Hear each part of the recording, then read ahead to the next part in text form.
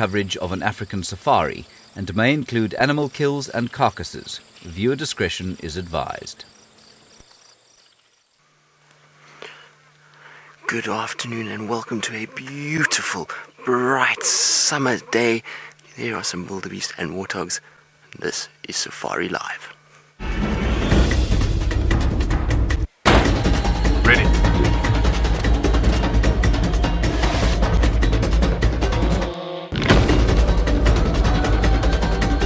Standing by.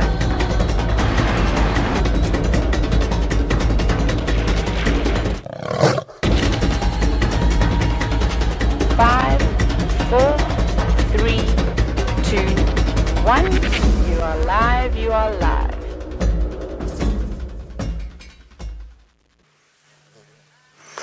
Good afternoon, everybody, and welcome to a beautiful sunset safari this afternoon, and a special warm welcome to the schools that are joining us: Garrisonville, Joshua Dixon, and Three Oaks. I hope you guys will have a wonderful time with us, and that you will learn lots and lots of interesting things on this beautiful day. Now, remember that you can ask lots and lots of questions, so you must ask your teachers to send through all the burning questions that you have. Now, my name is Tristan, and on camera today I've got VM the wildebeest, and actually we've got some wildebeest of our own in their background that are busy moving away, so it's going to be so nice to just sit here in the nice shade and watch them as they move. There is also a few warthogs that have joined them, so they got pushed away a little bit. There they are. Look at the beautiful warthogs. And it's a little warthog family. So there's Mom with her 3 little piglets, and they are busy grazing away. Now look at them. Look at how they go on their knees. Isn't that sweet? So very clever little warthogs. They are using their legs to be able to bend down and to feed off the grass with their noses, so that they can dig up little bits of grass and roots that they can feed on. And they don't have to then stretch too much. So it's like when you're trying to reach something on the shelf and you try and you can't reach, and you're stretching, and then you get yourself like a little chair and you stand on that and you're able to reach it. It's that like that for the warthogs. They're able just to bend down and they sit on their knees, and they're able then to feed very, very comfortably indeed. Isn't that amazing?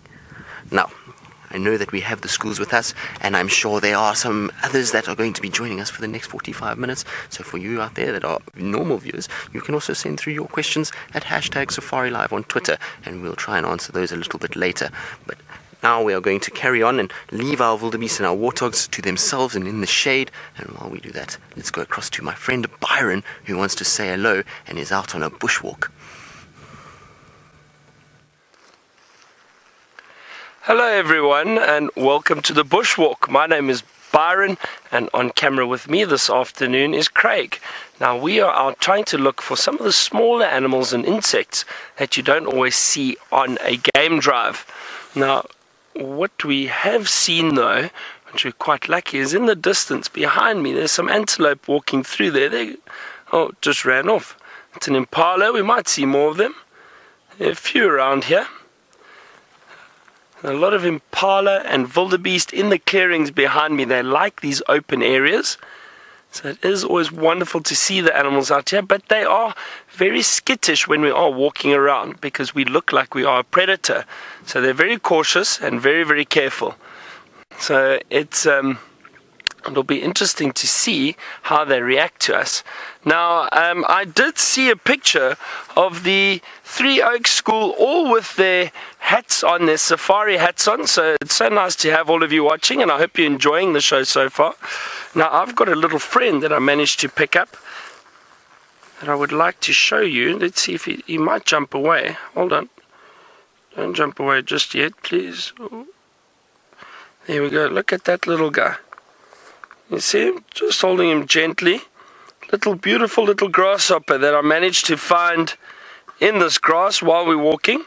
And these are the types of little creatures that we try and look for while we are on a walk. Beautiful, nice brown color. Very, very well camouflaged in this brown long grass. I'm going to hold my hand open. Let's see if he jumps away. He might do that. I don't know. There we go. He's quite relaxed. Okay, I'm going to carry on walking, see what other insects and little creatures we can find for you. Let's head over to my friend Taylor so she can say good afternoon. Hello everybody, and of course again, welcome to Safari Live. My name is Taylor, and on camera with me today is Gendre. Now we're also out and about, driving around looking for all sorts of interesting things, and something that I would like to find you on this very hot afternoon is some elephants. So I'm not sure what Tristan's route is going to be, but perhaps we'll try and jump in front of him and go and have a look at some of my favorite pans, where often on hot days like today you'll be seeing many elephants, but we've still got a little bit of a drive to go, and you never know what we may see on the way there. So remember, start thinking of questions of elephants as we start to search for them, and maybe ask your teachers to send them through, and then when we've got some elephants we can get straight into it and start finding out some facts about the largest land mammal. But let's see, there's lots of elephant footprints everywhere at the moment, lots of dung, lots of everything, so I think that we are bound to find some elephants somewhere. But Tristan hasn't got elephants. Tristan's got a number of different animals out on quarantine, so let's go take a look at a different type of herbivore.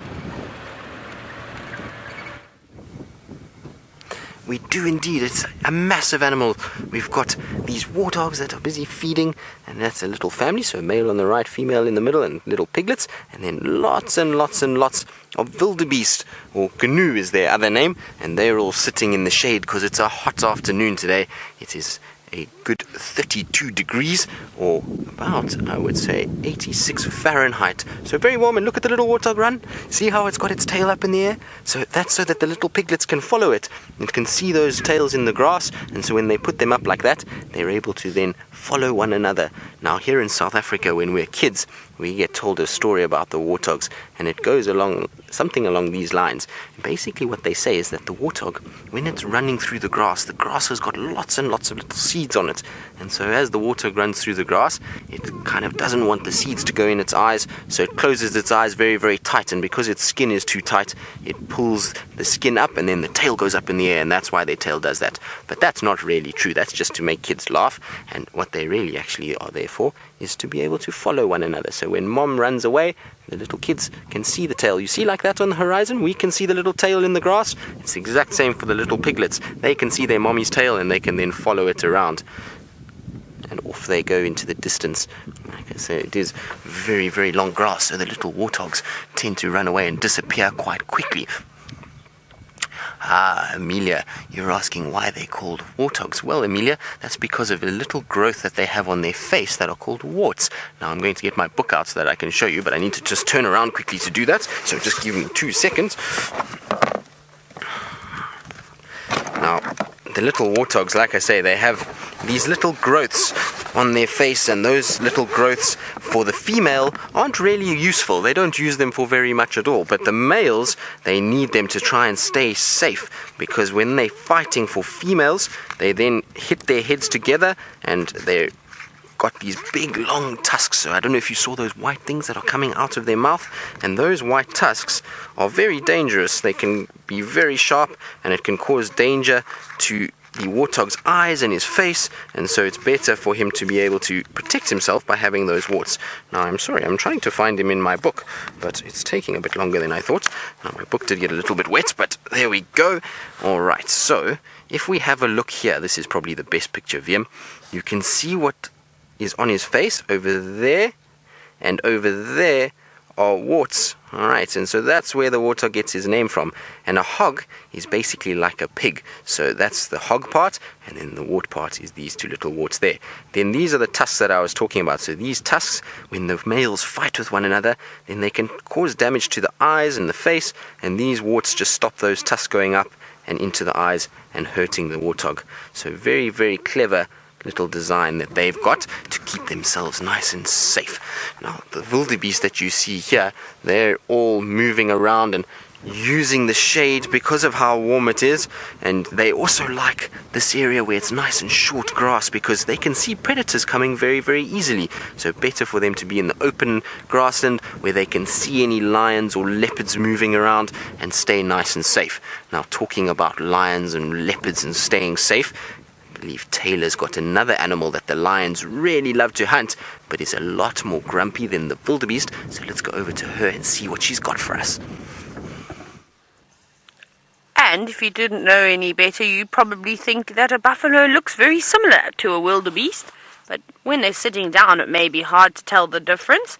But I can tell you right now, if you had to have a wildebeest and a buffalo standing next to one another, and there is one that's standing up, you'll realize how massive these animals really are compared to the more slender, the thinner, the wildebeest. But look at all the birds that are hopping around and flying from buffalo to buffalo. They're having a very fun time today, and we're going to see lots of them out here on these buffalo.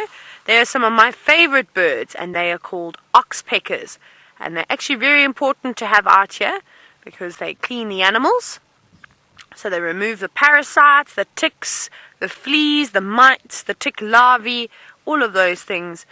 There we go. See, they've just landed back on the middle one. But they're very excited at the moment. I don't think they can decide which buffalo to feed on. How cool is that? Now, this is actually a very special one that we're looking at. That is not a red-billed oxpecker. That is a yellow-billed oxpecker. Very, very nice. But there were some red bills as well, which will actually maybe explain, now that we've had a closer look, why they're fighting so much.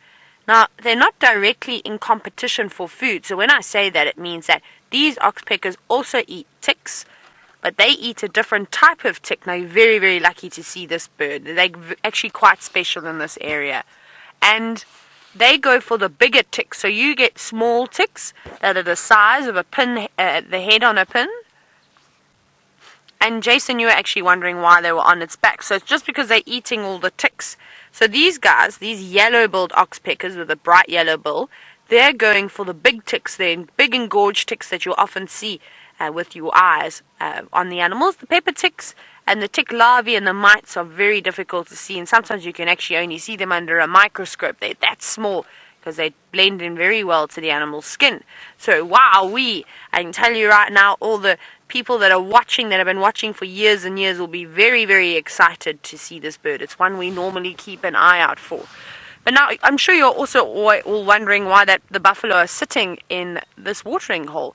And it's just to keep nice and cool. It's a very, very hot day. So what do you do when it's hot? You go to the beach, or you go and swim in the swimming pool, or you have a cold shower, or run around in the sprinkler system, do all sorts of wonderful things, but it always involves water. So we're not too different from the animals. That's one of the ways we cool ourselves down too. Lily, you're wondering why are the buffalo's horns shaped like pigtails? I actually never thought of it like that. That's very funny, Lily. So, Lily, it's very important that, especially the boy buffaloes, they've got much bigger horns than the girls. So it almost looks like they're wearing a helmet, don't you think? Safety first. And that's because when the males fight, when the boys fight, they run at each other like this, and they hit heads. So you've got to make sure you protect your brain, and by having that big sort of helmet on your head, it does. And then the horns come out and curve. Now, you don't want the curve to point too far towards the top of your head, otherwise you're not going to be able to use your horns to protect yourself. So if we have a closer look, you'll notice that the tips of the buffalo horns are very, very sharp. And remember, Tristan just said that the lions like to eat buffalo. So the buffalo need to try and protect themselves from the lions too. Now, they're very strong buffalo, and they can buck and they can kick. However, if a buffalo uses its horns to chase a lion away, the lions have got to be very careful, because sometimes the prey, which is the buffalo, can fight back and end up killing a lion. So not quite just as many lions kill buffalo, but buffalo do kill many lions. Now, Javier, you're wondering why that buffalo is eating so slowly. It does look like he's eating a piece of chewing gum, don't you think? A bit of bubble gum. He's not closing his mouth and do it, but the animals out here don't have any table manners. And the reason why he's doing that is he's not actually taking bites of grass. He's regurgitating his food, so he's spitting it back up from his tummy into his mouth, and a ball of sort of not quite digested grass. It's just partially digested, and we call that ball of grass the cud. And it will chew and chew and chew it again, and then swallow it, where it will go down into another chamber in the stomach where it will be digested further. So if you're starting to learn about cows and their digestive system, so the parts in the stomach, you'll learn that they've got a 4-chambered stomach, and they are called ruminants, and that's exactly the same with the African or Cape buffalo. But they're big, hey? You really don't want to get onto the bad side of a big bull like this. Now, Marie, you're wondering if they feel the birds sitting on them. I'm sure they do. You see, they've got hair covering their bodies, so just like you and I have hair on our arms and on our legs and the rest of our bodies, you can feel when something like a fly even sits on your arm. So the buffalo are able to do the same things, and you'll see them swishing their tails around, and that's because of the insects and sometimes the birds. So the birds are much bigger and heavier than the insects, so they definitely feel them jumping around on their bodies. And sometimes they can get a bit annoyed, the buffalo, but they don't just sit on buffalo, they sit on giraffe, they sit on kudu, impala, wildebeest, and it must be very annoying to have a bird dangling from your nose, trying to eat the ticks or going inside your ears to try and get them out. So sometimes the buffalo, they throw a little bit of a tantrum.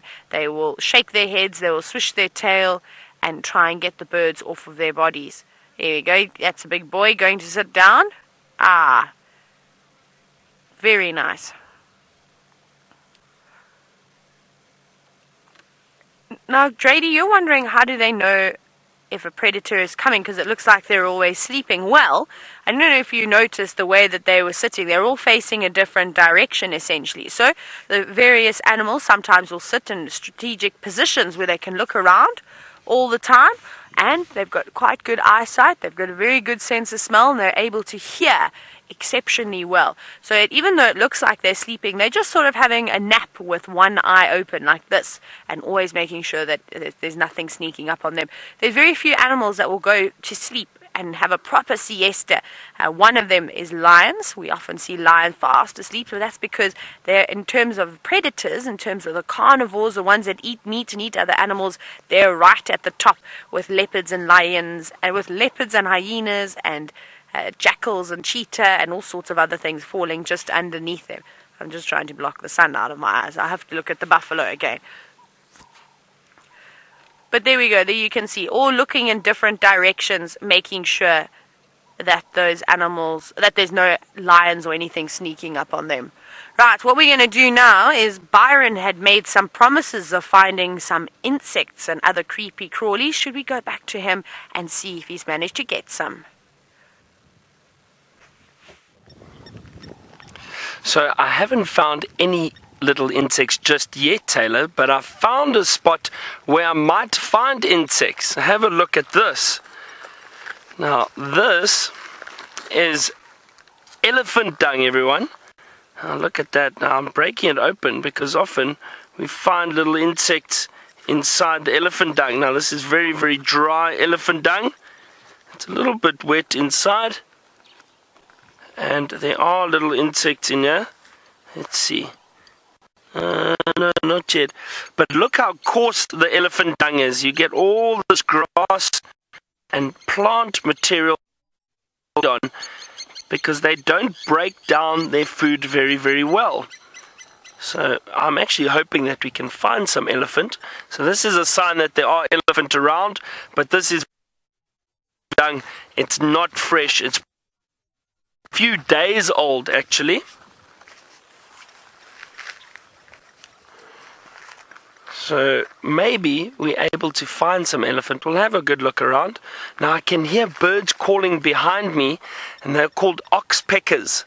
Now the little oxpeckers also feed on insects, but mainly ticks. Now ticks sit on animals. So the oxpeckers sit on the animals to feed off the ticks, and therefore they might indicate that there are animals close by. So let's have a look. Oh, there we go. Exactly. Behind me, look at that herd of impala. There they go. So the oxpeckers are probably sitting on those impala, picking off the ticks, feeding on them.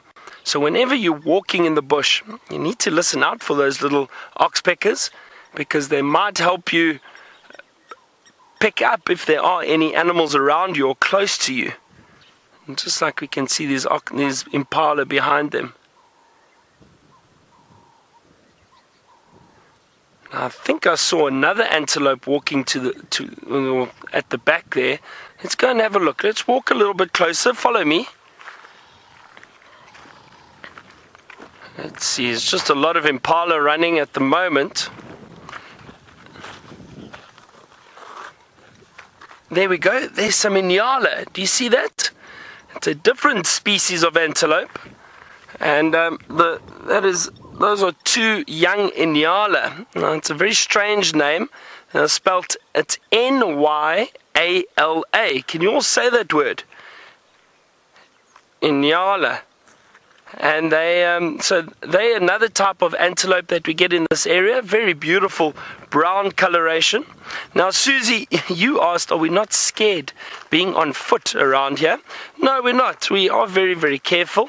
And we do have to look out for the animals, but we are experienced. We've been doing this for a very long time, so we know what to do if we find any of the larger animals like buffalo or elephant. But we are always very, very careful. You should never walk around in the bush if you don't have a qualified guide with you.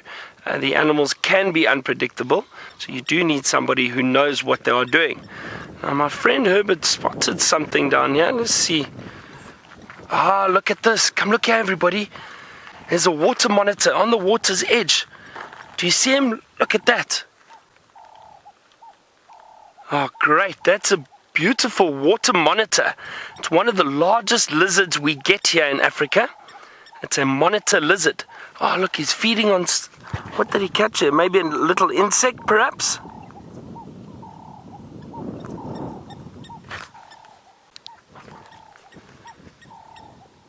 Oh, isn't that great?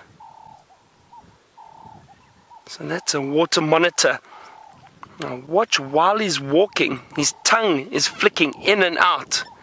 And he's tasting the air. That's how these lizards actually smell. They'll use their tongue to taste the air or pick up on scent that is in the air. And that is how they're able to find food. Now they will also look for birds or little chicks. And even eggs that birds have laid, they will try and feed on them.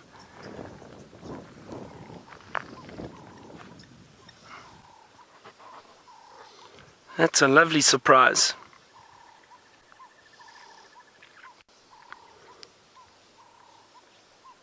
Very well hidden in the long grass, even at the water's edge.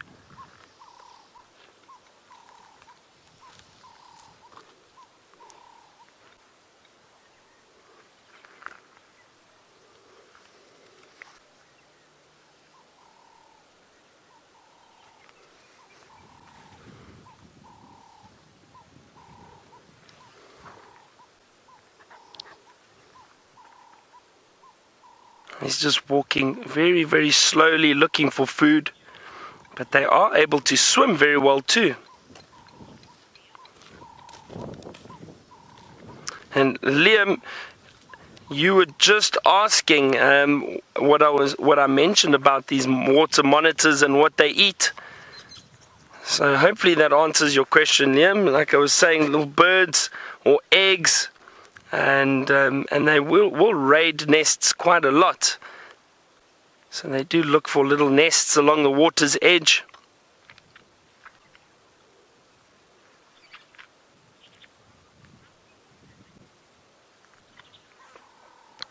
Now, as that lizard moves off through that long grass, Lisa, you want to know, how does this lizard protect itself?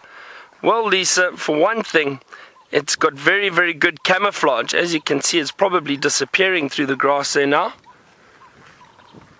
So very good camouflage. The other way is this water monitor will be able to swim. So it can swim away from any predators or any danger, jumps into the water and will be able to swim away. The other thing is these monitor lizards are very, very thick-skinned. They've got very strong, thick skin. So it's difficult for predators to actually catch them.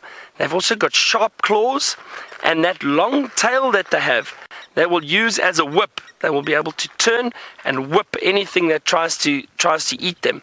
So they've got a few defense mechanisms to keep predators or danger away. I think he's just disappeared there now.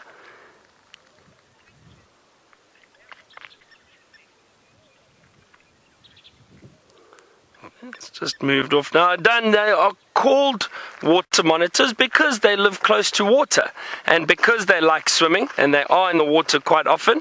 So that is exactly why they're called water monitors.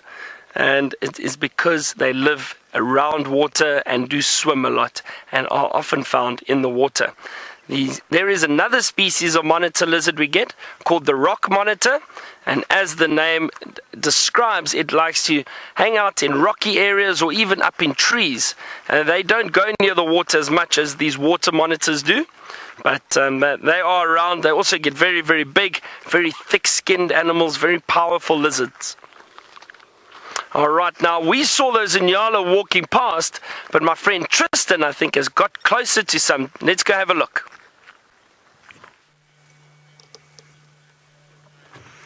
Indeed we have. We've got a little male. Well, actually we've got two big males, not little males, should I say. They're big males that are walking around in the bush now. The Nyala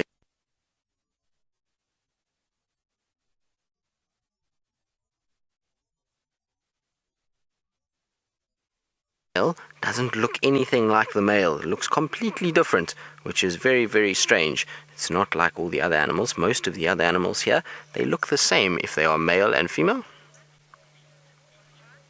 So I'm sorry if you guys lost picture with us a little bit. We are in the riverbed, so sometimes signal is a little bit difficult, but here we are.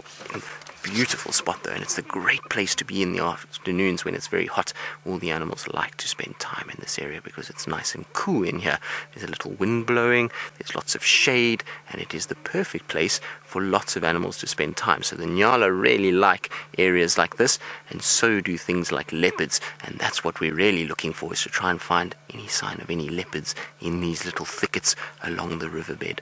Now I wonder if you can all say Nyala. I've got a very easy way for you to remember how to say it. If you're in America, then you just need to remember New York and LA, N-Y-A-L-A, and then you say Nyala. So we'll do it all together now.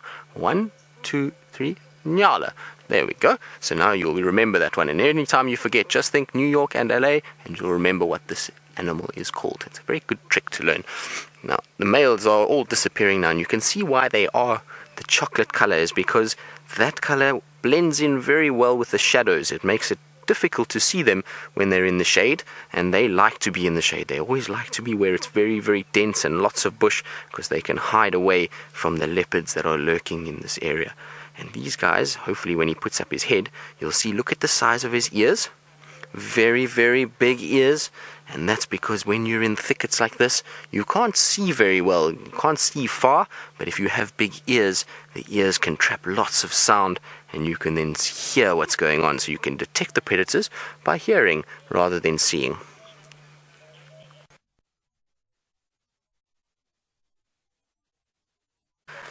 Katie, this is a good question. You're asking if males and females have different horns. So they are different to the wildebeest that we saw earlier. The wildebeest, both male and female, have horns, but the Nyala female has no horns. So I will try and show you a picture. If you just give me a little bit, and then I will bring up a picture for us so that we can see what they look like, and you can see that the female, no horns at all. Now Katie, I wonder if you guys know what the difference is between horns and antlers is. So in North America, with your deer that you have there, your deer will have antlers, but our animals down here have horns. So I wonder if you guys can give me an answer as to why. You can tell your teachers and they can send it through, and then we'll see who is correct. Now I'm just trying to find the picture of the Nyala. I'm sure I will find it now. Well, Ryan, the Nyala's horns can get quite big. This one that we see here is about as big as it gets. So they normally will grow, I would say, about... The biggest ones I would imagine are about 3 feet, which would be really, really massive. But most of them are between about 2 and 2.5 feet in length. So quite big, and those horns can be very dangerous to a leopard or even to us as people. If you had to get too close to that Nyala, he can stab you with those horns because he's trying to defend himself. It's not because he wants to.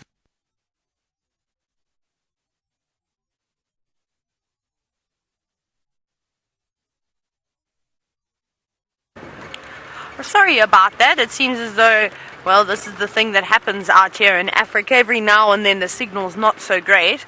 I just saw a very pretty bird disappear off to the left. Let's see if it's going to sit still. Now they're quite scared birds. Come on.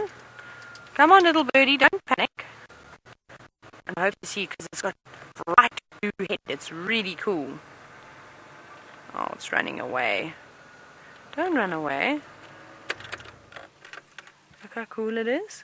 We'll see if it settles down a little bit. But this is called a helmeted Guinea Fowl. And they make lots and lots of noise out in the bush. It's a very interesting call. I won't be able to play it now for you though. Because if I were to play it on my phone, I can't make this call. It's too difficult. This bird would get a little bit angry. And I'm surprised it isn't here with the rest of its family. Normally they live in very, very big groups. But moving through the long grass, looking for grass seeds to peck at. They often scrape open elephant dung. And look how it's disappeared. It's completely gone now. My goodness. They're amazing birds. All the animals out here have got phenomenal camouflage. But let's see what else we can find down the road. Again, there's lots of elephant dung, lots of elephant footprints. So they've definitely been around here. But who knows if we're going to find one or not. The vegetation, so all the grass, all the leaves, are very green and very, very thick at the moment. So it's quite difficult to, of course, spot the animals. Because this time of the year is our rainy season. Actually, our rainy season has just come to an end. And we're in autumn now. And throughout autumn and winter, we normally don't get a drop of rain. It's clear skies every single day. And then only again towards the end of September. And then we normally get a couple of sprinkles. And then, building up into the end of the year, we get lots and lots of rain. Right, we're going to very quickly go back across to Tristan. No, never mind, he's staying with me. Tristan's not having much luck today with his car. That's alright, hopefully he'll get a spot where he can show you what he's looking at. Let's see what else is around here. It's a little bit quiet today. Hopefully a little bit later, as it gets a bit cooler, the animals will come down to the water's edge to come for a drink. So maybe that's when we're going to find the elephants. Now, as we drive around here, Brian, you're wondering what other kinds of birds are we going to be able to see. There's so many birds out here, Brian. There's over, I'm trying to think, just from this particular area, I must have seen already at least 250 different species of birds, if not even more. So there are plenty. We will try and find... Oh, my goodness, we're not going to show you a bird. I'm going to show you a giraffe, though. This is cool. Let me just pull off the road here so I can find a little gap through the bushes. There we go. Now, there's also a big tractor, it sounds like, going on the boundary road. You may even see it as it drives past.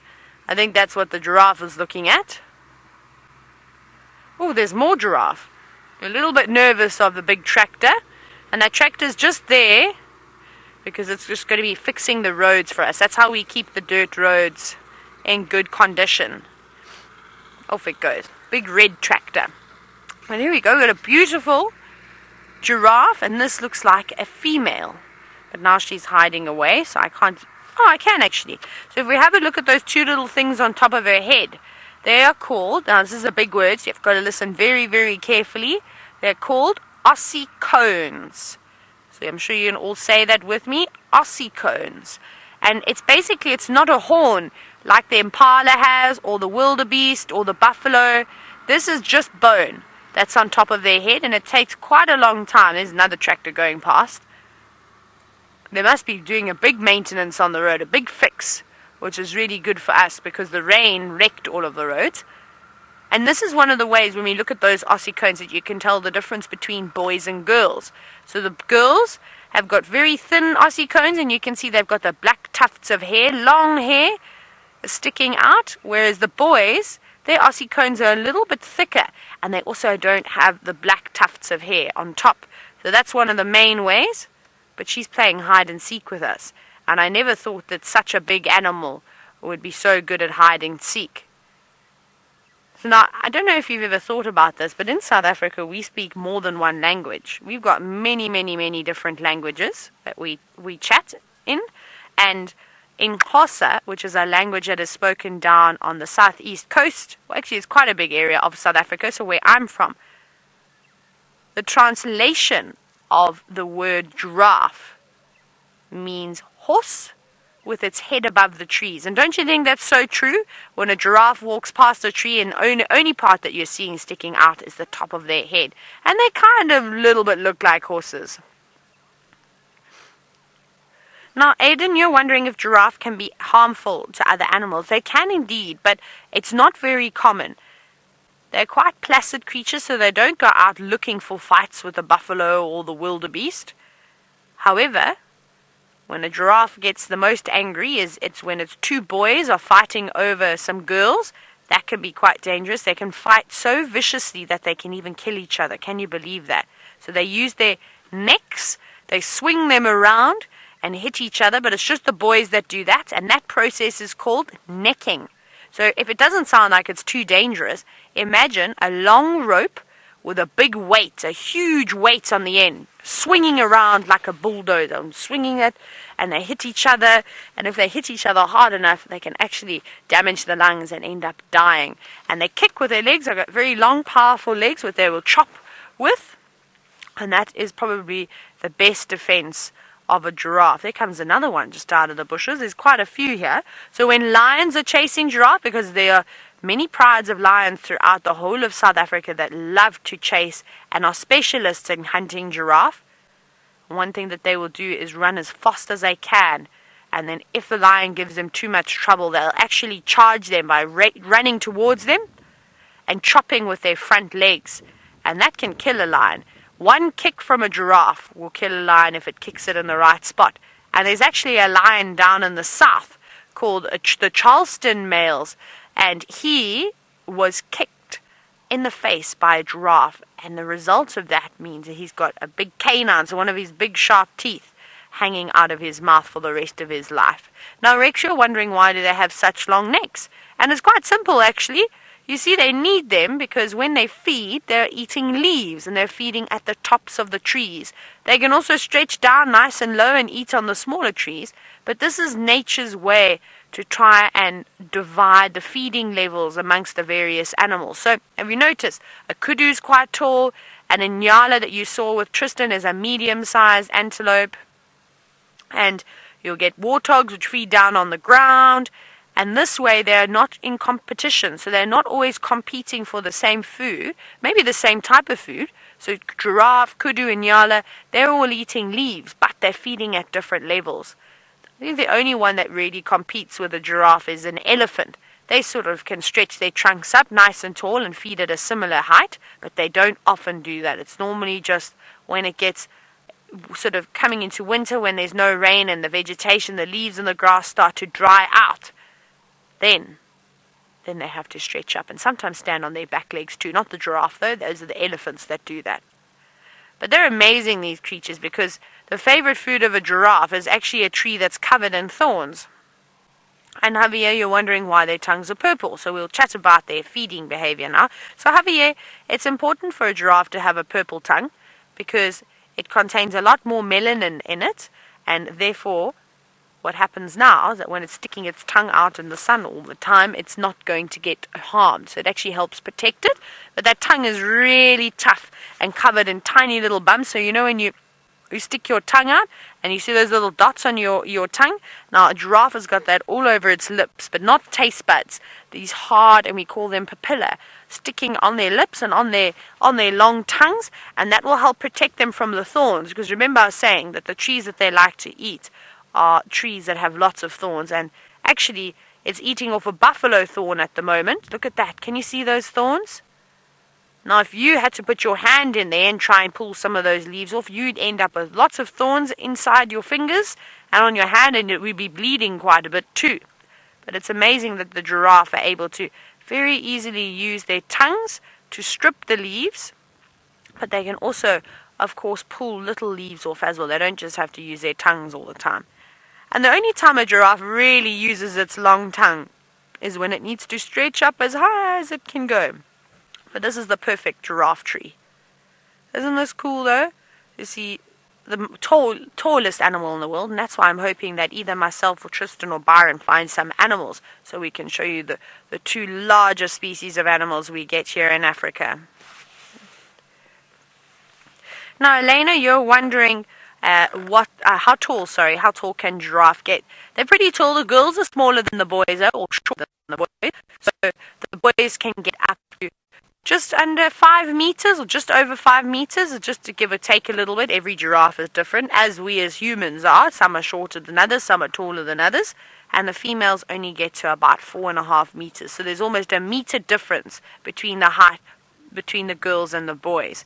So you can imagine a big bull, wow, standing at almost 5 meters is massive. That is a really, really, really big animal. But you must be careful of them. But they're really fun. I love giraffe, especially to see them on foot. If you walk in a zigzag pattern towards them, what can sometimes happen is they become so curious that they end up coming towards you. And if you sit down in the grass, they'll come right up to your feet, which is quite cool. Let's see if we can get another view of this giraffe here.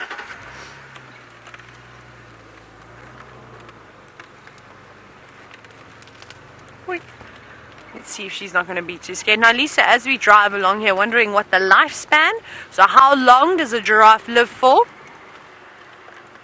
This is a nice view. Not a very long time, not as long as an elephant can live, but a giraffe can live between, it depends. Remember, life out in the wild is very tough. It's not an easy life.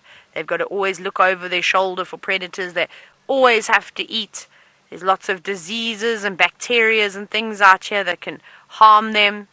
So they can live, I'd say a big giraffe bull will probably live to not more than about between 25 years and about 28 years, give or take a little bit. But normally once they reach their 20s, they've hit retirement, and they are big. Will be some of the biggest and the oldest bulls in the area. Old age is not very common amongst animals. Unlike your animals at home, like your dogs and your cats, they can live for quite a number of years because they're living a good life. You're feeding them every day, you're providing them with a nice warm bed, a safe home. Life is good. Out here it's really, really, really tough for these animals. And it's also got an oxpecker on its head. Did you see that? Remember those birds that we saw with the buffalo? It also has one of them on its head. So there we go. They're like all different types of ticks from the various animals. But we're going to see what else we can find. I'm going to look for some more elephants. We're going to send you across to Tristan to see if he's had any luck with some leopards.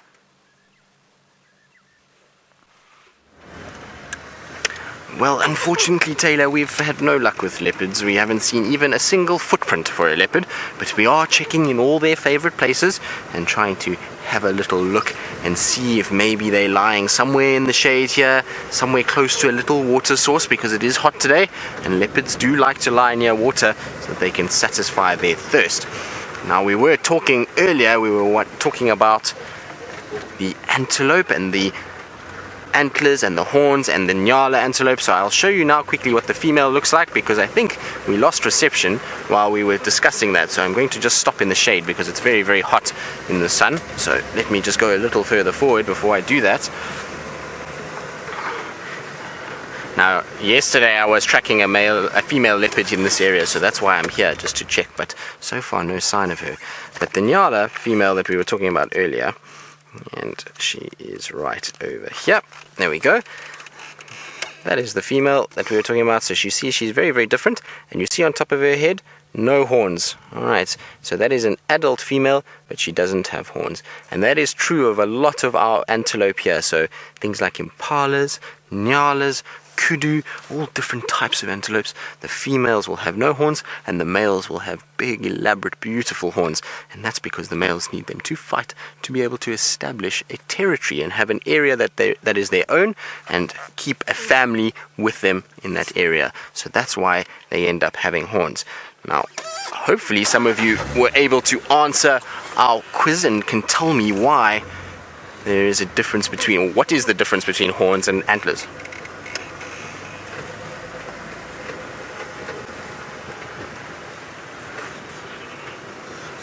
Three Oaks. Well, that's a good answer and is true to some degree. It's not the only difference, but it is true to some degree. So you're saying that antlers have branches, whereas the horns is one single growth, and that is true. We don't see any branches on our horns on our animals. They're all just one straight growth, and there's a reason why that is. So I wonder if anybody else got the reason why.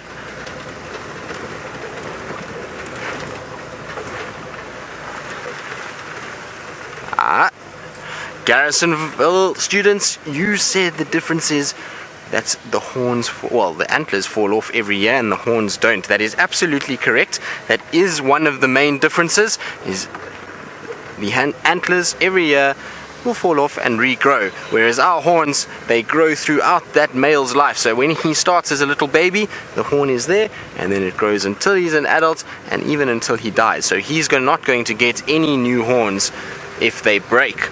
And there is a reason why that is, and it's because the antler is made of cartilage. So it is basically something that can grow every year, and then when it falls off, there's no visible sign of damage, and the next year it will grow again. Whereas a horn is a bone, so it's a bone that is fused to the skull, and it stays on the skull, and then it grows off the skull. So it's like if you have to cut your arm off, your arm's not going to grow back, because bone is not able to grow again once it's been broken or cut. So that is why, and that is the main difference, should I say, for the two of them. So well done, guys. That is very, very good. Very, very clever. I'm very impressed.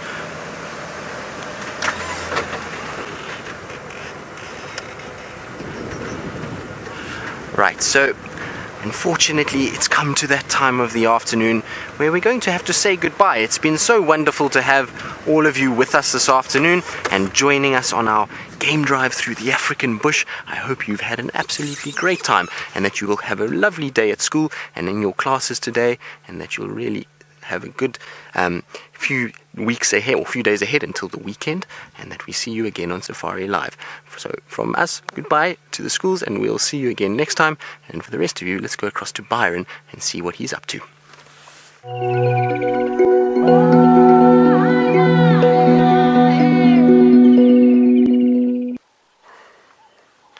Good afternoon, Byron. Good afternoon, everyone. Those of you who don't know, I'm Byron, and on camera with me is Craig. Now, the kids have just left us. The kids have just left us, so it's great to have the rest of you still with us, hopefully.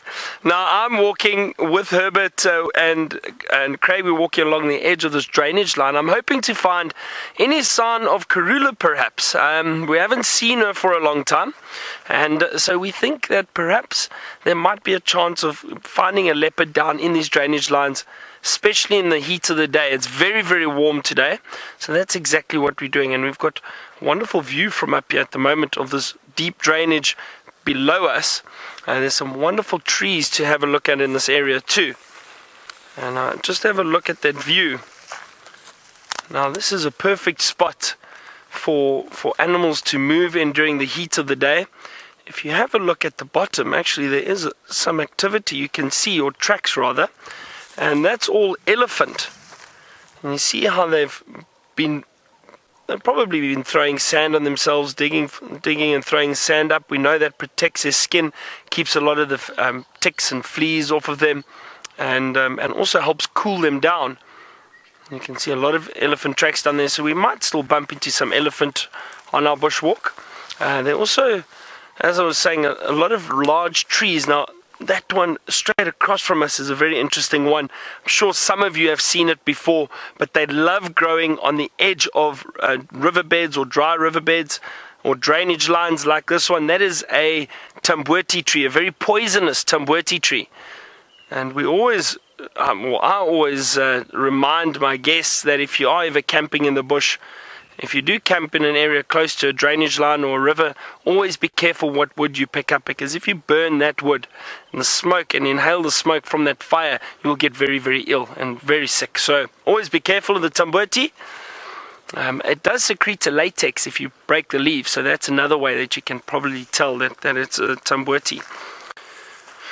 So let us start walking along this drainage line and see what we can find.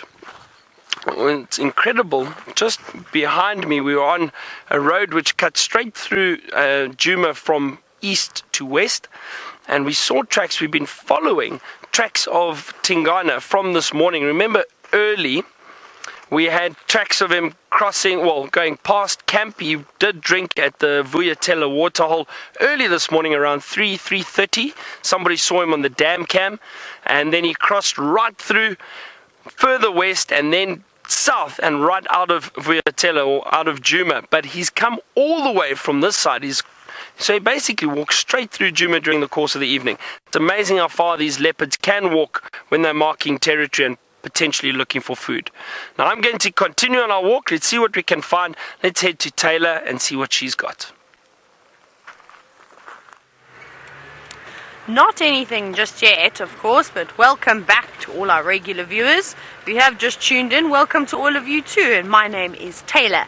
And with me this afternoon, bringing you all the fantastic footage, is Jean-Dre. And we are just about to pop out at Buffelshoek Dam, so hopefully we are going to see some interesting animals. But for all of you who are new to Safari Live, a huge welcome from all of us. And if you're wondering how you can ask questions on this live interactive safari, hashtag Safari Live on Twitter is the way to get hold of us. I've actually just spotted a hippo now in Buffelshoek Dam. I was actually hoping to find some elephants. Maybe they're still on their way. Let's have a look at this hippopotamus. I think we'll stop here where we can sit in the shade too. It's always nice to strategically plan where you're going to park. But it is a big hippopotamus, which makes me think straight away, and all on its own, that it's most likely a bull who is just poking his ears and eyes out. It actually doesn't look like he's awake. It looks like he's having a snooze. Now, something really amazing about hippos is that they're able to bob up and down sort of without consciously doing it. So that means that they can have these siestas, they bob down, they come back up again, and they take a breath. But now he seems to have woken up a little bit. But he doesn't look like he's going to stay awake for too long. Can't keep his eyes open, whether it's the glare off of the water into the hippo's eye, or again, just because, well, he's just had a lovely nap and he is not quite ready to get out of bed just yet.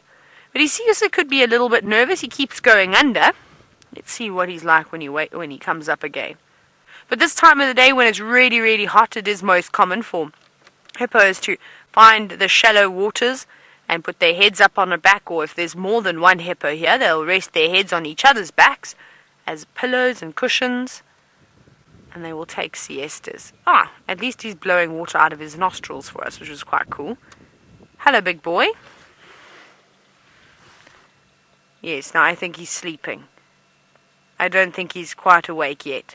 I think he's in that sort of process where, you know, when someone comes to wake you up and you're in a deep sleep and you sort of look around but you're very confused, you don't know what the time is. I think that's where he is in his siesta at the moment. Now all we need is a big herd of elephants to come down, and that will sure wake this hippo up.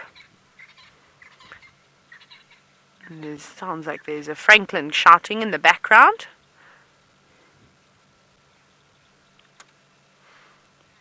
Now, Tanis, you're wondering which animal has the thickest skin?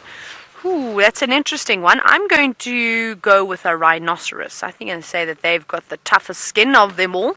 But again, on every animal, it varies from thickness to thickness. Of course, along the rump and the sides of animals is often where the skin is most tough. But you sort of head towards the nether regions and towards the ears and towards the face around the mouth, and that skin becomes quite thin and it's actually very sensitive. So on a rhinoceros, it's about 5 centimeters thick, or most of the way around, and then barring, of course, like I said, going towards the ears and then going back towards the tail. But they've all got really tough skin. I think why rhinos have the most resilient skin is they don't actually have any hair covering their body, rather than just on the tips of their ears and down on the tip of their tail. The rest of the body is sort of no hair at all.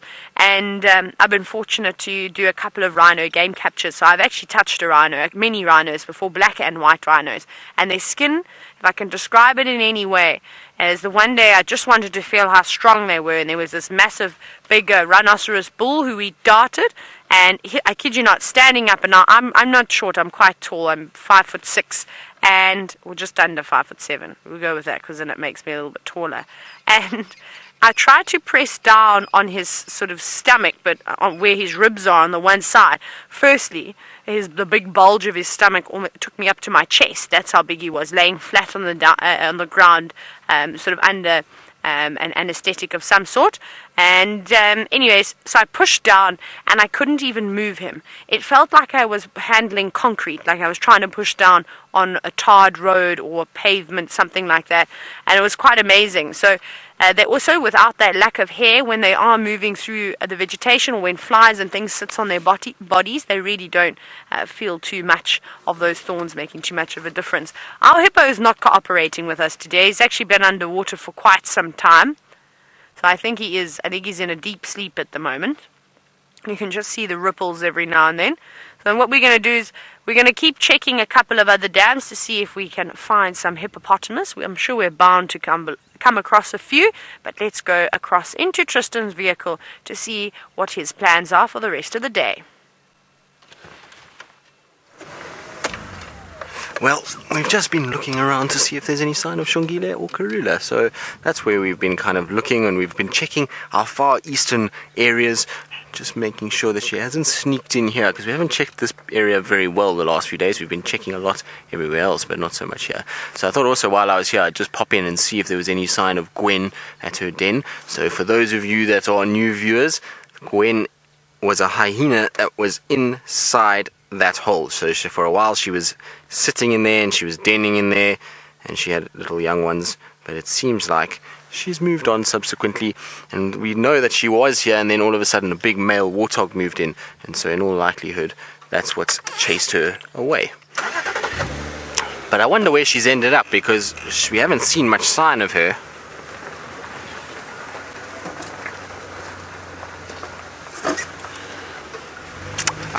Chris, you are a new viewer. Welcome to Safari Live. I hope you are loving being out here in the African bush with us, and you want to know, where are we in South Africa?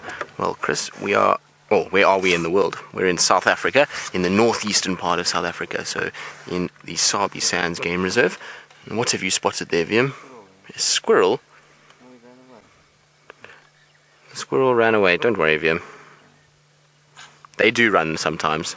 So, Chris, you also maybe want to know who we are and who Viam is. And so, my name is Tristan, and on camera today I have Viam. So, Viam is one of the best that there is. He's an absolute magician when it comes to the camera, and he's lightning fast. So, good to have him on the back when spotting things like squirrels. Now, our waterbuck seems to have disappeared. There was a waterbuck in front of us that was standing on the road. Now, I don't know where it's gone. It was here. Viam, did you see where it went? I think it may be crossed to the north. There's a squirrel, Viam. Hello, little squirrel.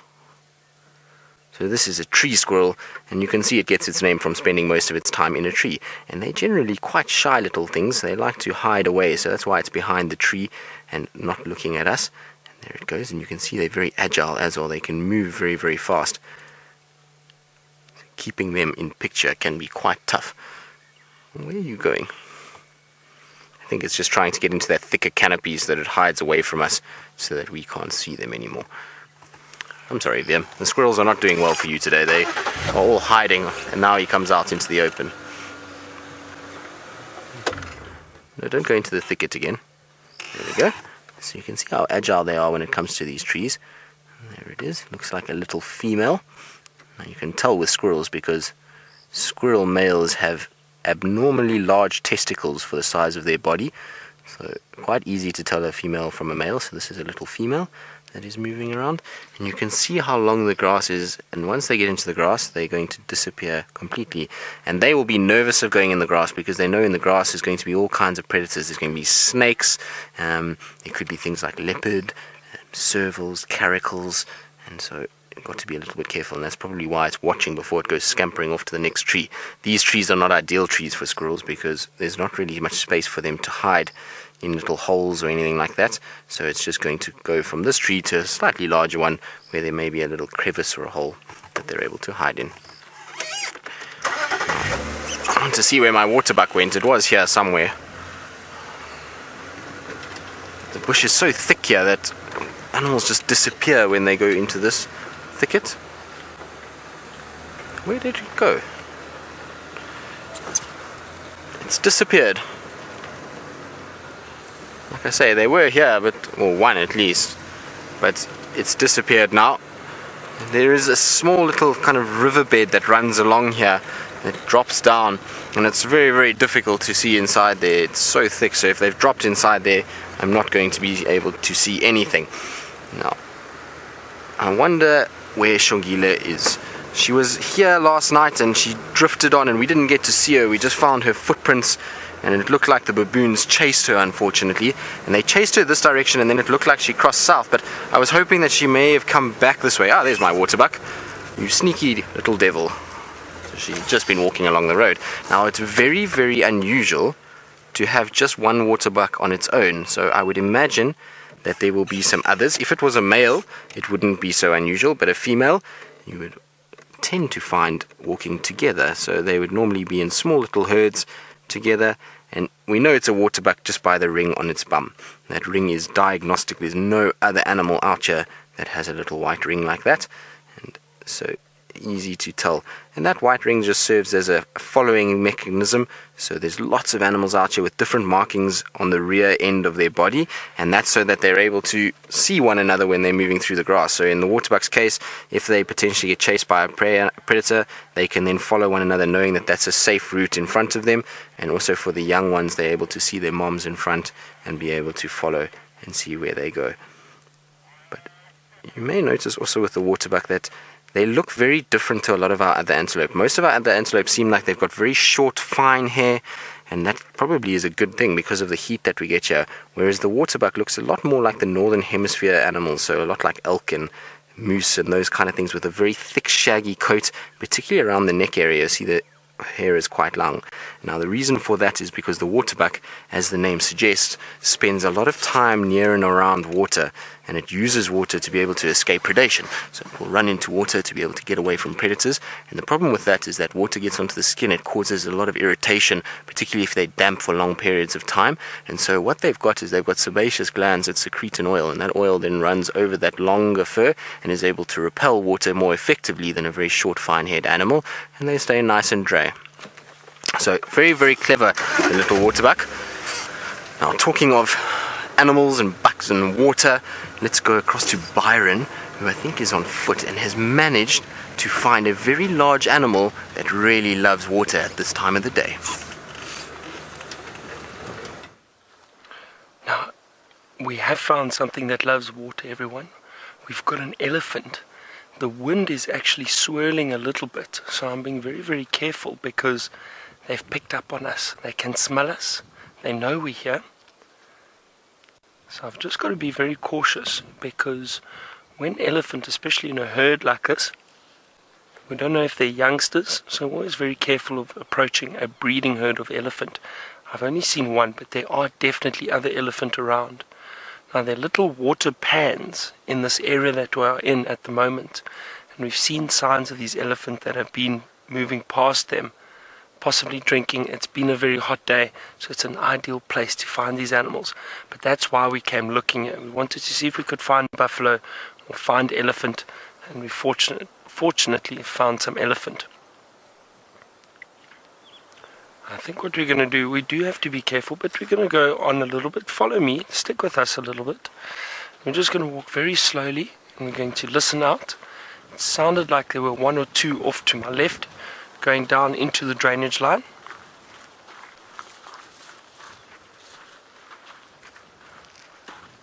This is one of my favorite things to do, is try and view these animals on foot. I can see that elephant we just saw is just moving through. There we go. Just through there, you might be able to see it. And I can hear there is one to my left. There's one in this thicket, not too far. So I'm just going to have a look. Let me just scan the area quickly.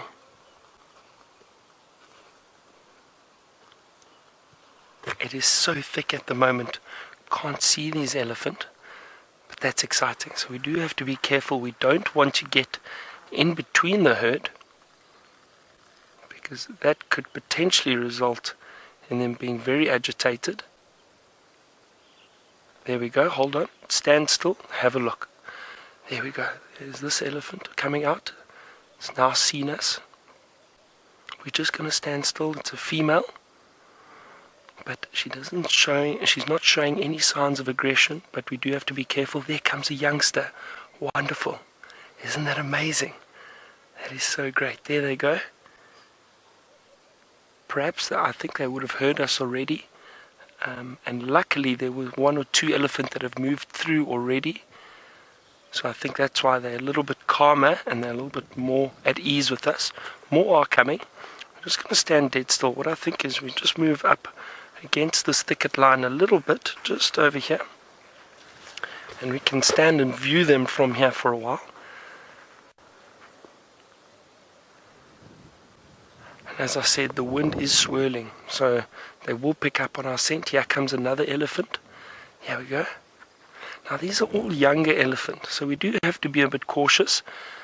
And that looked like a young female. Oh, I think so. Now watch what she's doing. They often do displacement feeding. So what they do is they'll go and use their trunks, wrap it around grass blades or branches, pretend they're feeding, but they're actually keeping an eye on us. They want to see if we're a threat or any danger. This is very exciting, isn't this amazing? Very, very special. And I can see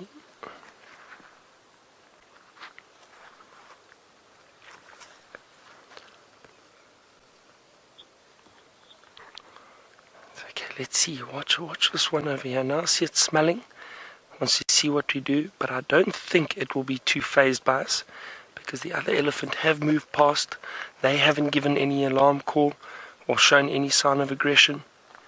I do think also an elephant can perhaps pick up on your intentions, or if you're nervous or make sudden movements, make a loud noise. You see, I've kept my voice at the same level. They can definitely hear us, but not too phased. Wonderful.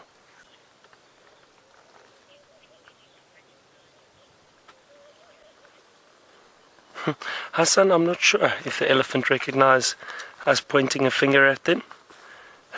Perhaps. But you see, that's why I just want to stand still for a second, because this elephant's unsure. I'm hoping she just constantly moves past. There we go. It's not too phased, but you saw the flick of the tail. All of those are little signs that she's getting a bit upset that we are here, or that she's noticed we are here. But there they go. So, son, I'm not sure if they definitely pick up on us pointing at them. I don't think so. But they do pick up on hand movements and any fast movements. That's wonderful. Really is great. I can hear a vehicle coming at the moment, so they might enjoy. Who is it? I see an aerial, so it's possibly one of our friends, and I think it's Taylor. I wonder if she's seen the elephant yet.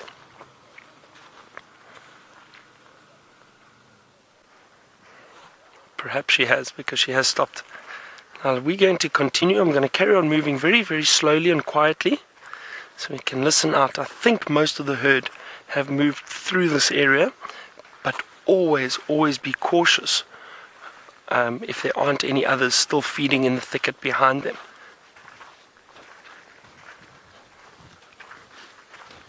This is very exciting, and this is what a bushwalk is all about.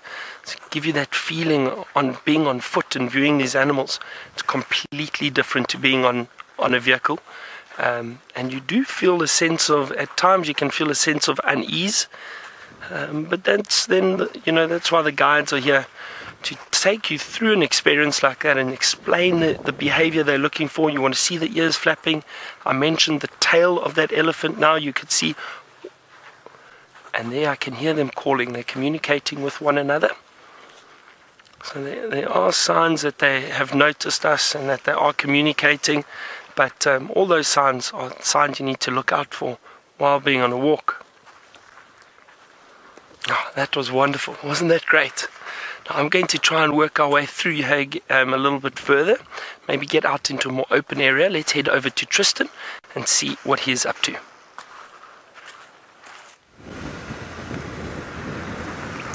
Well, Byron, I'm sure you are smiling and beaming from ear to ear. Byron loves elephants, and particularly elephants on foot, so I'm sure he's very thrilled with that, and I'm very jealous, Byron. It's always nice to spend an afternoon, especially a beautiful afternoon like this, with a herd of elephants in the bush on foot, so it's very, very nice.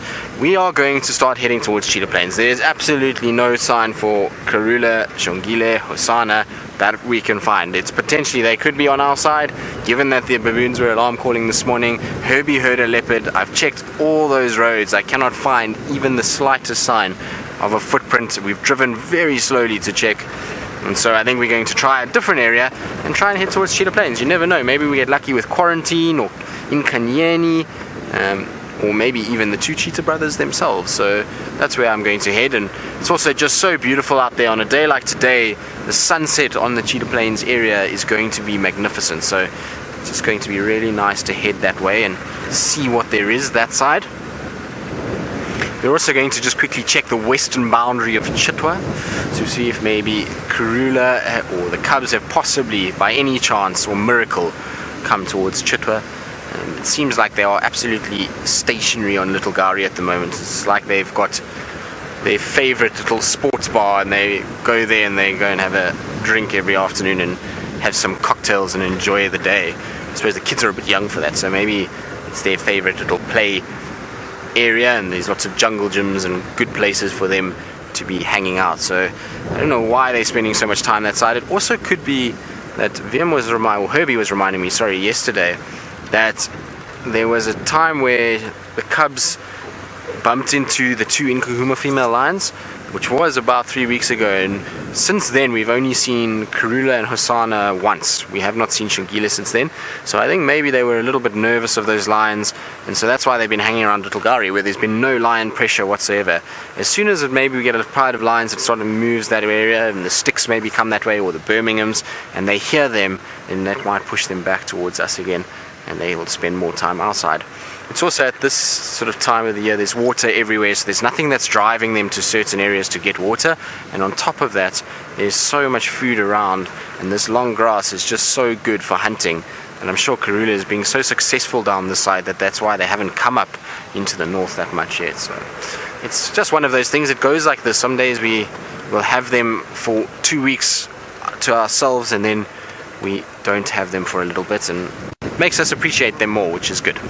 Right, so we're going to carry on, and like I say, we're going to try and see if we can pull a little rabbit out the hat and see if she's around. And we do that, let's go across to Taylor and see if maybe she's got any rabbits in her hat that she would like to pull out this afternoon. Well, I don't know if this type of rabbit would fit in a hat, but it is indeed the same elephants that you have just seen with the bushwalk team. We actually just bumped into them, and there's an entire herd moving through this thicket. And one very grumpy sub-adult elephant. Don't be so silly, little one. But isn't this just lovely? Now I'm happy. Now all we need them to do is go straight back towards Buffelshoek Dam, so they can go and have a swim there and wake the sleepy hippo up. That would be the most ideal thing that could happen this afternoon. But we'll have to just wait and see. Now I don't know how long these elephants are going to stay out in the open. I can actually hear a couple of branches breaking on either side of me, so I think there's still quite a few that haven't quite caught up to the main group of the herd, which will suit us just perfectly, and hopefully they stay around for quite some time. And I must tell you, I actually came down in Nyala Road for one of two reasons. Firstly, because there's always elephants around here, and secondly is that there's some lovely mud wallows. However, the mud wallows have all dried up, which is a little bit sad. So I don't know where these elephants are going to go to have a little splish and a splash. They definitely haven't had one this afternoon. So maybe if we just keep following them, they'll eventually lead us to water and give us a bit of a show. Right, let's catch up to them. I think we'll get another view. See who else is here. Yeah, I heard some noises coming from this side.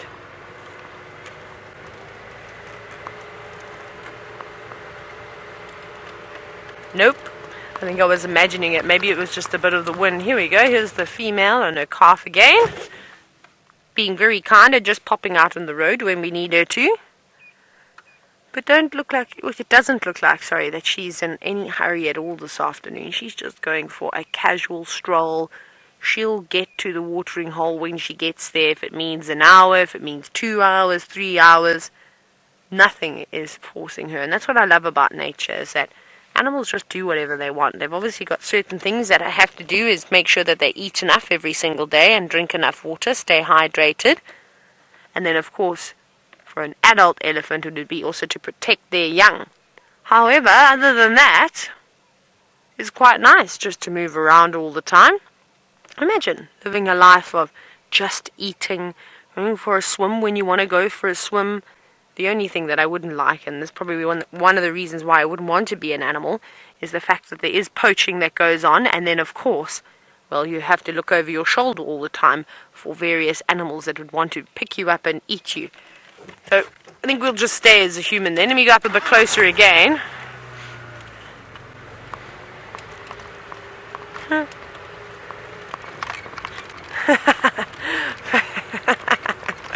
Bree, that's so funny. Bree, you now can't stop giggling. So you've said that do elephants sneeze, and if they do sneeze, do they accidentally end up trumpeting? Wouldn't that be fantastic? I'm going to go up a little further because we'll get a nice shot of her in this golden light now. Hi, beautiful. Yes, that is lovely, lovely, lovely, lovely light. So, Bree, they do sneeze. You often hear them, but you know when you hear it most, you actually hear it with the young elephants that aren't quite used to all the dust and irritations that you can get if you are playing in the sand with your trunk. So they often sneeze, but I haven't heard an accidental trumpet before being caused by a sneeze, but I wish that happened. I wish that every single time an elephant sneezed, they would accidentally trumpet. That would be fantastic, and I think I wouldn't be able to talk. I'd just laugh so hard. So now, every time an elephant sneezes, Bree, just for you, for the rest of my life, I'm going to be listening out for that accidental trumpet, and I hope that happens one day, and I hope that it happens while we're alive too. She's not a particularly big cow, this elephant, though. She's actually quite small. She only seems to have one calf. So perhaps it's her first calf, which would mean that she's somewhere between the age of about 20 and 25 years old, I'd put her at. She's still got quite a bit of growing to do, or she could also just be a small elephant. But the fact that we haven't really seen any other offspring with her makes me think that she is relatively young. And I suppose it isn't just her and her offspring. There's also a fork-tailed drongo that's been following them around all afternoon. There we go. You can just see it flying down, catching all the insects. And at the moment, it's perfect for drongos, for lilac-breasted rollers, for the various types of birds out here that do utilize them mammals walking through the grass for stirring up insects. Let me go up ahead again. Because there's just so many of them around at the moment. In winter it's a lot more tough because there's no grass for the insects to hide around, so they're probably not sitting out in the open. They'll be hiding under some shrubs underneath the trees. So this grass is perfect. Let's see, I actually would like to watch the drongos for a little bit, as the elephant I think is going to disappear now. Don't go, girl. But we might catch up to them again. Definitely a possibility. If they carry on in the direction that they're going to get towards Guari Pan. Oh my goodness, look at that. She sucked it all in and she squeezed through the bushes.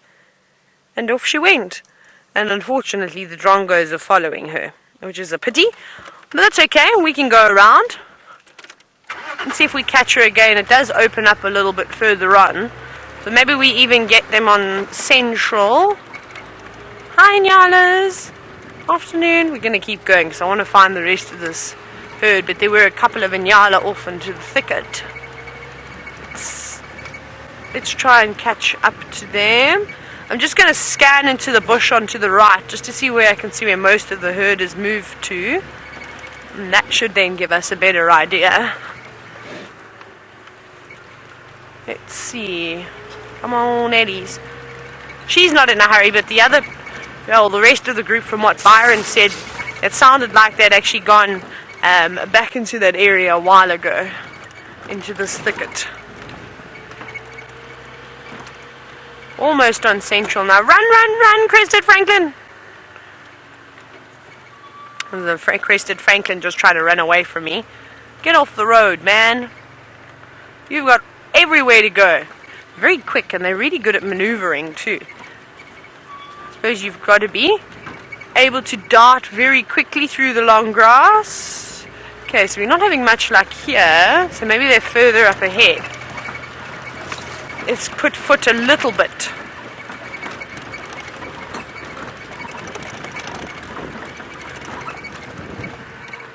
Now, Canis, you're wondering why you haven't seen oxpeckers on elephants. You're wondering if they ever do go on elephants. So I haven't actually seen an oxpecker in my life sitting on an elephant. I've seen many other birds sitting on their backs, and particularly cattle egrets. You see that a lot when you go in Botswana, Zimbabwe, Zambia, Kenya.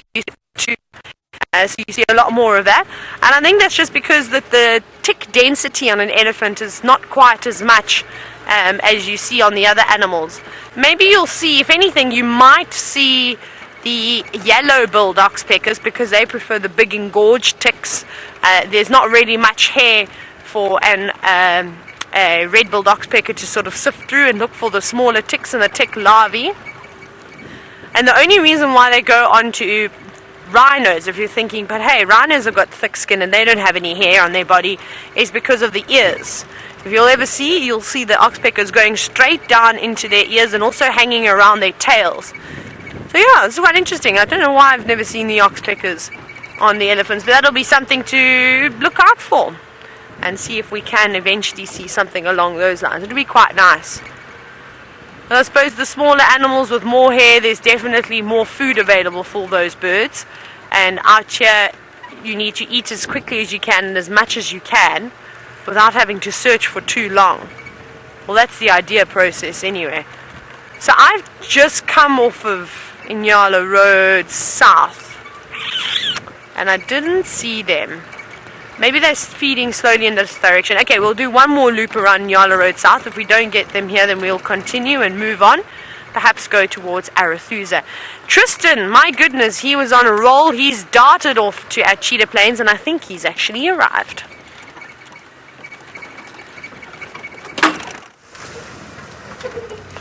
We're on Chitwa at the moment, just going through towards Cheetah Plains, and so many memories driving through. I used to work at Chitwa, so it's kind of reminiscing on all the sightings that I had in these areas and all the walks that I did around here, and so many good times that I had and so many amazing sightings that I've shared in these areas. And I was telling Virm about a sighting that I had of the Mangaean Pride, or back then they were called the Breakaways, and it was the 4 females with the original tailless female from the Salala Pride, and they were with the 4 Majingalans killed a giraffe on Chitwa airstrip, and it was amazing. They were right in the middle of the airstrip, and it was just the most beautiful light there in the mornings and the afternoons. It was very, very nice.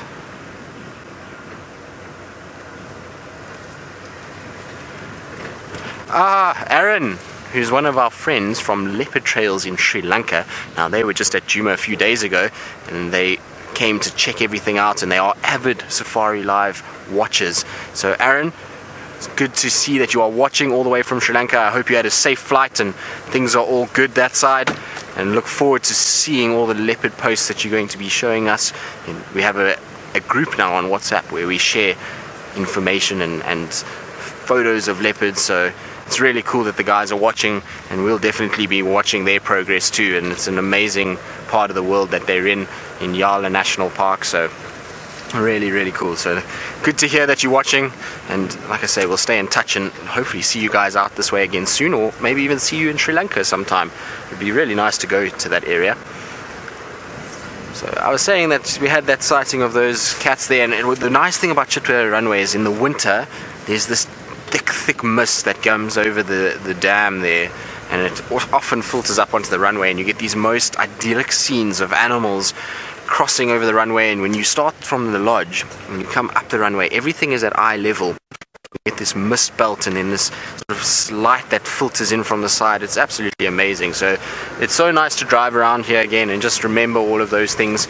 It is very, very thick on this eastern side, so sightings on this side were very difficult in the summer. In fact, we were very seldom used to see much on this side, but in the winter this is a great place for Tandi She always is around this area, and she has lots of success with a lot of duiker and steenbok and kudu in this area. In fact, not far from here, just on the other side, I had probably the most insane sighting of Thandi, where we found her with a massive fully grown female kudu kill. Now you can imagine this little leopard, and at that stage she was about 4 years old.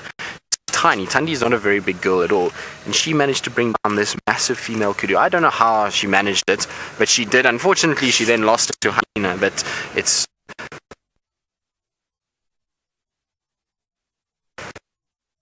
such a large animal.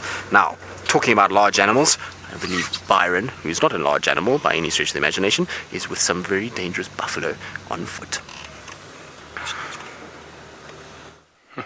Thanks for not calling me a large animal, Tristan.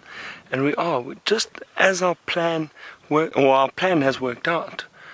We've found some buffalo now in a little water hole or mud wallow. And you can see now, I'm even further away from them than I was with the elephant, because these buffalo bulls can be unpredictable. So I'm downwind.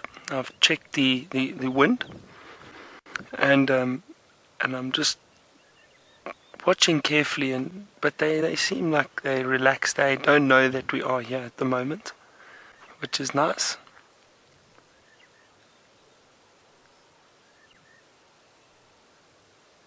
It really is an incredible experience to be able to stand and watch these animals. See, there are some oxpeckers on its back there. And we heard those oxpeckers calling earlier, and remember I said that's one way to find these animals or listen out for them, is you listen for those oxpeckers. They could be sitting on impala or giraffe, but you never know. Especially if you hear them close to a waterhole. Always be careful. There could be rhino, there could be buffalo. Those animals you do need to be cautious of. So you're always very, very careful.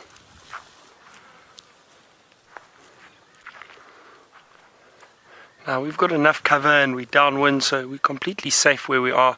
Even if that buffalo does notice us, we could easily disappear through the thicket behind us if we have to. But I can only see that one, but I wouldn't be surprised if there isn't another one or two in that water hole. So you always have to be cautious, and not just yet. There could be some around in the area.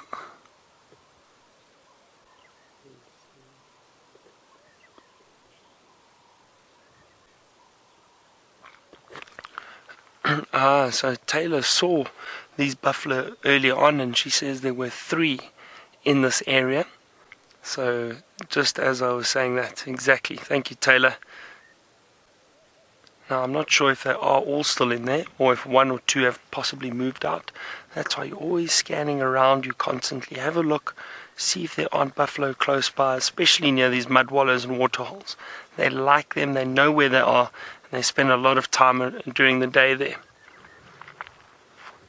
We've had a lot of luck with big game on foot this afternoon.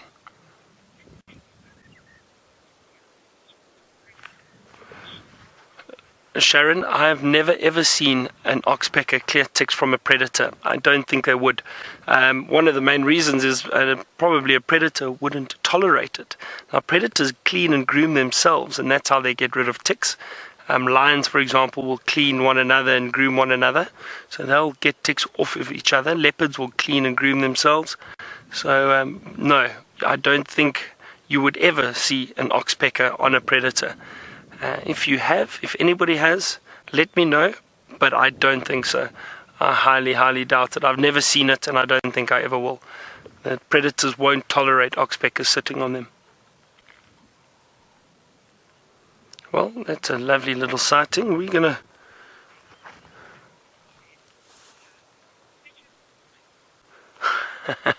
Liz, you said buffalo, fetch us some lions. Yeah, well, that would be nice.